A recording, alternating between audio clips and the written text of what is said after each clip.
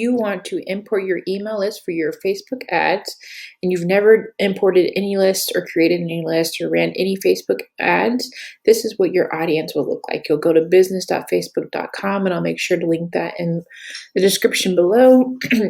There are a couple options that you may see on the left side that you will see audiences. You may even see for your business tools and it could look a little bit different. There are about 200 versions of what Facebook ads audiences look like, or the back end of Facebook ads. And you'll make sure you want to be clicking on audiences. You also may see that there is a list of people already are here, or you have different audiences. All right, so you'll click on create a custom audience. You'll click on customer list, and sometimes it may look a little different from this. And then what we're going to do, you can kind of import this manually or you can import it automatically.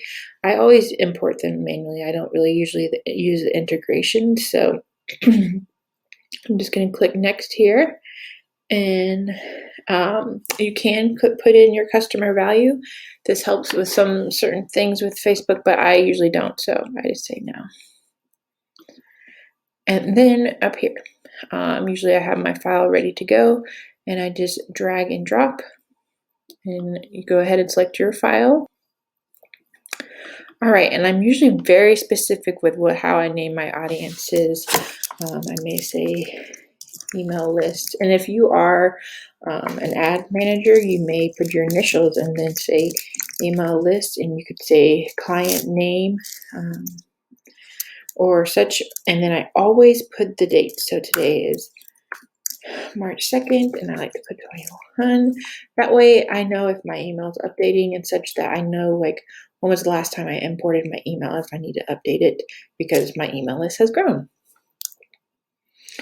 And then this just kind of maps it out for you and such. Usually I don't have to take any action. These might be a little different options if you want to put in their first name and such, but that's really up to you. So you have names, because sometimes it collects just random numbers that are relative to the email system, not so much you. Sometimes you can put in where they're located, and that may help with when you're doing lookalike audiences in the future. So just keep that in mind. So we're going to go ahead and say import and create. And that's what you can also click that and click custom audience, and you can click on customer list and do it the same way that way. Before I just had it all on left because this account I didn't have it already set up. So there you go. And then this will make it easier to import it into your campaigns and ad sets when you are getting ready to get that set up. I usually always like to set up all my audiences before I start running ads.